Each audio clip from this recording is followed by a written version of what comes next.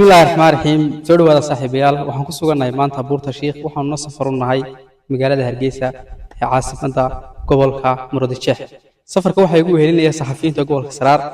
Cali Aadan Dirir Cali Taani iyo Saxafi Salwan Kiiko wada socod wanaagsan waxaan idin soo gudbin doonaa vlog yar oo qurux badan intaan safarka ku jirno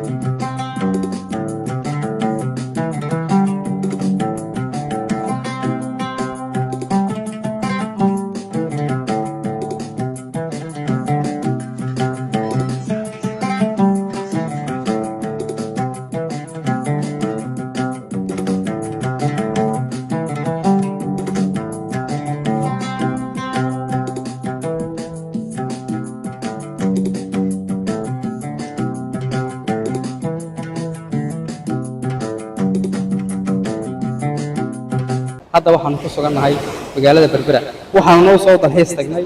badda maadaama qofkii Berbera yimaado baan badda dhaafi karin jawiguna mid aad u kulul yahay waxaan iska jeclaysan inaan cabar iska sii xayaadno oo aanu